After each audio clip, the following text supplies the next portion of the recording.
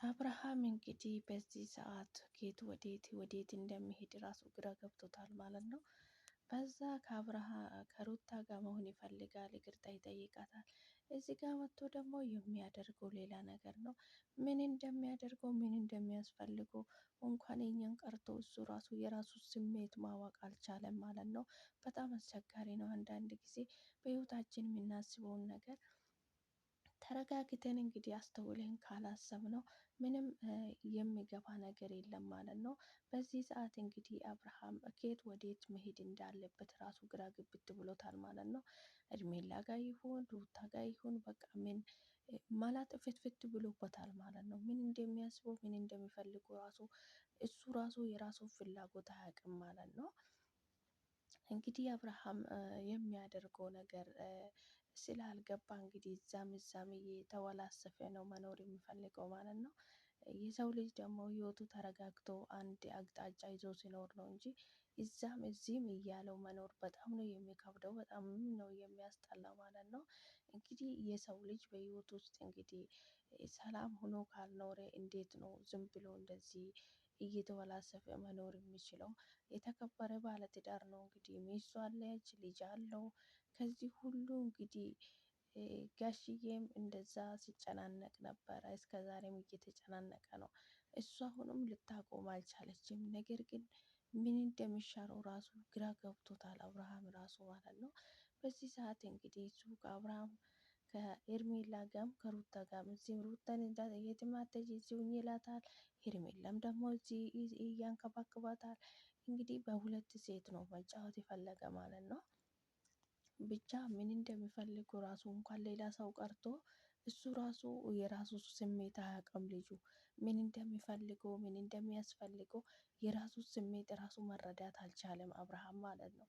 አንዳንድ ጊዜ ያው ይዞርብናል ማለት ነው። ምን እንደምናስበው እና ምን ማናስበው ነገር ይጠፋብናል። እና አብርሃም አሁን ግራ እየተጋባ ምንም ማሰብ ያልቻለበት ሰዓት ላይ ነው ያለ ማለት ነው። የት ይሁን ወይ ልጄና ሚስቴ ይሻለኛል ወይ ደግሞ ውሽም ማየት ይሻለኛለች ብሎ መምረጥ ያልቻለበት ሰዓት ላይ ነው ያለ ማለት ነው። እንደዚህ አይነት ደግሞ አይምሮ ድፍን መሆን በጣም ከባድ ነው። በህይወታችን ውስጥ ዋጋ እያስከፍሉናል ማለት ነው። እንግዲህ አብርሃም ምን እንደሚፈልገው ምን እንደሚያስፈልገው ምን እንደማያስፈልገው ራሱ ሊያውቀው ማወቅም አልቻለም ማለት ነው። በጣም ነው የሚያስጠላ። አንዳንድ ጊዜ እንግዲህ ቆም ብለን ካላሰብን ሁሉንም ነገር ካላስተዋል ያስጠላል ማለት ነው። ብቻ በጣም ነው የሚያስጠላው እውነት ለመናገር የሰው ልጅ ማለት ነው። በጣም ነው እንትን የምለው ሴፈር መሆን አለበት የሰው ልጅ በህይወቱ ውስጥ ሀላፊነት መውሰድ ያለበት ህይወቱን በራሱ መምራት አለበት። ነገር ግን እዛም እያለን እየተወላሰፉ መኖር የትኛው ህይወት መኖር እንደሚያስደስት ራሱ አብርሃም በዚህ ሰዓት ማወቅ አይችልም ማለት ነው። ምን እንደሚፈልገው በህይወት ውስጥ ማን እንደሚያስፈልገው ማን እንደማያስፈልገው ራሱ ሊያውቅ አልቻለም ማለት ነው። እንግዲህ እዛ ቤቱ ሄዶ ነገር እያነሳ እንድነው ምናምን እያለ ነው እንግዲህ እኔ የናፈቀኝ አብርሃም ወደ ህይወቱ ተመልሶ በሰላም የሚኖርበት ቀን ነው ማለት ነው። ብቻ በጣም ከባድ ነው ማለት ነው። እንደዚህ ሰው ልጅ እስከመቼ ነው ህይወቱን እንደዚህ የሚገፋ? እንደዚህ የሆነ እስከመቼ ነው የምንኖረው? ሩታ እንግዲህ ነፃ መውጣት እፈልጋለሁ ብላ ነፃ ወጥታለች ማለት ነው። አንድ ጊዜ እንግዲህ አብርሃም ሄርሜላን ፕራንክ አድርጓት ነበረ ሌላ ሴት አምጥቶ ማለት ነው።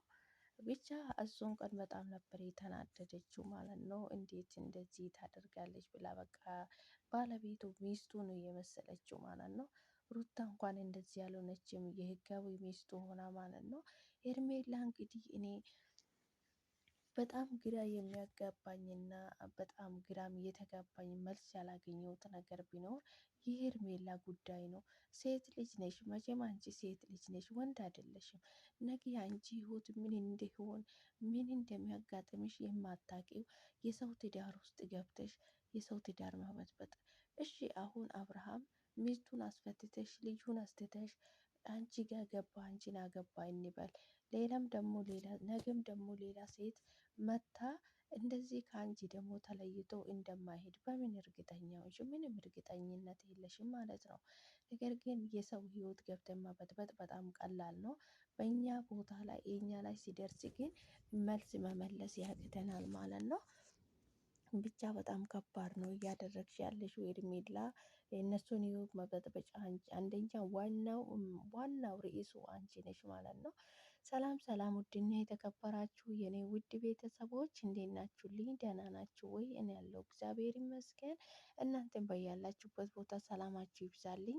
ፈጣሪ በያላችሁበት ቦታ ከክፉ ነገር ሁሉ ይጠብቃችሁ። ሰላም ለሀገራችን፣ ሰላማችሁ ይብዛልኝ። ፈጣሪ በያለንበት ሰላማችን ያብዛልን፣ ከክፉ ነገር ሁሉ ይጠብቀን። የኔ ውድ ቤተሰቦች እንኳን ወደ ቤቴ በሰላም መጣችሁ። ሼር፣ ላይክ፣ ሰብስክራይብ በማድረግ ቤተሰብ ይሁኑ፣ ወደ ቤቴ ይቀላቀሉ ይላችኋለሁ። እንዴት ናችሁልኝ? እኔ ያለው ፈጣሪ የተመሰገነ ይሁን። ዛሬ እንግዲህ በአዲስ ቪዲዮ መጥቻለሁ። በአዲስ ቪዲዮ እንበል እንጂ ይሄ የተለመደ ነው ማለት ነው። አንዳንድ ጊዜ እንግዲህ በህይወታችን ውስጥ የምናደርገውን እና ማናደርገውን ነገር ለይተን ካላደረግን በጣም ከባድ እና አስቸጋሪ ነገር ነው የሚሆነው ማለት ነው። ደግሞ እኛው ባለቤት ሆነን የባለቤቱ ካላስተካከለ ሌላ ሰው ከውጭ መጥቶ አያስተካክልም ማለት ነው። እጅግ በጣም ያስጠላል። እውነት ለመናገር ሩታ እጅግ በጣም ብዙ መስዋዕት ከፍላለች ለሱ ብላ እጅግ ብዙ ነገር አድርጋለች። እሷ ነፍሰ ጡርም ሆና እንግዲህ አርግዛ እስክትወልድ ድረስ ከሱ ጋር ነው ስትቃጠል፣ ሁሉንም ነገር ስታደርግ ከነገ ነገ ይሻላል እያለች እንግዲህ ስትችል የነበረው ማለት ነው። እሱ ግን ያው ነው። እሷም አሳሰረችም፣ አልተመለሰም። ምንም አደረገች፣ እሱ አልተሻሻለም። ተመከረም፣ እሱ አልተሻሻለም። ምንም ተደረገ፣ እሱ አልተሻሻለም። እንግዲህ እሱ ያው ታጥቦ ጭቃ ሆኖ አብርሃም አንድ ጊዜ ማለት ነው። ምንም የሚመለስ አላማ ያለው ራሱ አይመስልም ልጁ ማለት ነው። በጣም ነው የሚያስጠላው። አንዳንድ ጊዜ ደግሞ ማሰብ ሲሳነው የሰው ልጅ ማሰብ ሲያቅተው በጣም ነው የሚያስጠላ ማለት ነው።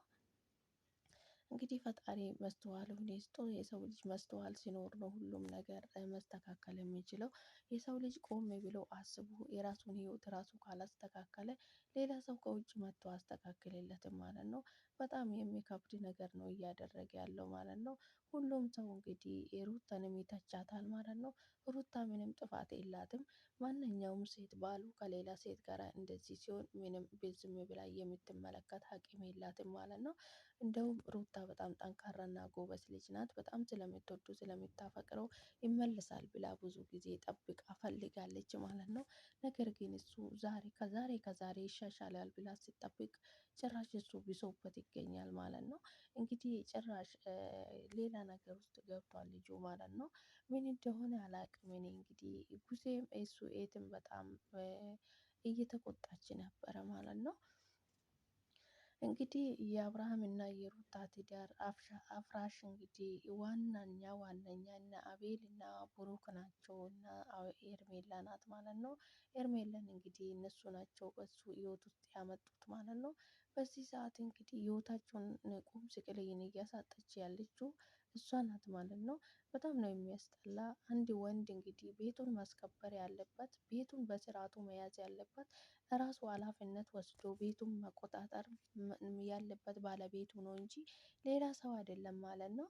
በጣም ነው የሚያስጠላው። አንዳንድ ጊዜ እንደዚህ አይነት ነገር ብቻ ፈጣሪ መስተዋሉን ይስጣችሁ። የሰው ልጅ ደግሞ ቆም ብለው ካላሰበ ህይወቱን ቆም ብሎ አስቦ ህይወቱን ካላስተካከለ መቼም ለሰው ከውጭ መጥቶ አስተካክልለትም ማለት ነው።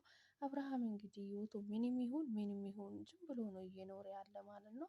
እንግዲህ ማን መጥቶ ህይወቱን እንደሚያስተካክልለት አያውቅም። ልጁ እንግዲህ ልጄን ይላል። ልጅ እኮ ከሩታ ነው ያገኛት እንጂ ከሩታ በፊት እኮ ሩታ ነበር እኮ መጀመሪያ ነው ያገኛት። ነገር ግን ዛሬ ልጄን እያልክ ሩታን እንደዚህ ቁም ስቅል የምታሳይበት ምንም ምክንያት የለህም አንተ። ነገር ግን በጣም ነው የሚያስጠላ። እውነት ለመናገር አብርሃም ቆም ብለህ ለማሰብ ሞክር። እኔ ምንም ልልህ አልችልም፣ ግን ሄርሜላ እየጠቀመችክ እየመሰለክ ነው። ነገር ግን ትዳርክ እየፈረሰ ነው በሷ የተነሳ ማለት ነው። ግን አንተ ሊገባ ካልቻለም ልትረዳ አልቻልክም። በጣም ነው የሚያስጠላ። ደግሞ አንዳንድ ጊዜ ቆም ብለን ካላሰብን ማለት ነው ያው እንግዲህ መጨረሻ ያው ሌላ ነገር እንደሚሆን ተስፋ አደርጋለሁ። ቆም ብለህ አስበህ አስተውለህ ወደ ትዳር ተመልሰህ ከልጅህና ከሚስትህ ጋር በሰላም ብትኖር መልካም ነው ማለት ነው። አብርሃም የምትባለው እነዚህ አቤልማ በጣም አንደኛ ያንተ ትዳር እንዳይስተካከል የሚፈልገው አንደኛ አውዳ ነው ማለት ነው። ብቻ ፈጣሪ መስተዋሉን ይስጣችሁ ለሁላችሁም። በጣም ነው የሚያስጠላው ማለት ነው። የኔ ውድ ቤተሰቦች ዛሬ ይዤ የመጣሁት ይሄንን ይመስል ነበረ የዛሬ ቆይታ። እንግዲህ እስኪ በቀጣይ ደግሞ ምን ይዞ እንደሚመጡ አናቅምና ሰላማችሁ ይብዛልኝ። ፈጣሪ በያላችሁበት ቦታ ከክፉ ነገር ሁሉ ይጠብቃችሁ። ሰላም ለሀገራችን። ብቻ አንዳንድ ጊዜ ቆም ብለን ካላሰብን ካላስተዋልን በጣም ነው የሚያስጠላ ማለት ነው። ያናድዳልም ያስጠላልም። ብቻ ቆም ብሎ አንድ ሰው ቆም ብሎ ካላሰበ ህይወቱን ራሱ ካላስተካከለ በጣም ነው የሚከብደው እውነት ለመናገር ማለት ነው።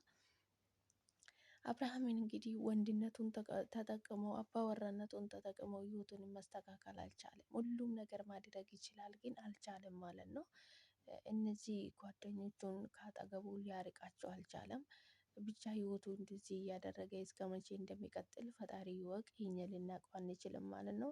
የኔ ውድ ቤተሰቦች የዛሬ ቆየን ቆይታ ይሄንን ይመስል ነበረ። በቀጣይ በአዲስ ቪዲዮ በአዲስ ነገር እስክንገናኝ ድረስ ቸር ቆዩልኝ። ሰላማችሁ ይብዛልኝ። ፈጣሪ በያላችሁበት ቦታ ከክፉ ነገር ሁሉ ይጠብቃችሁ።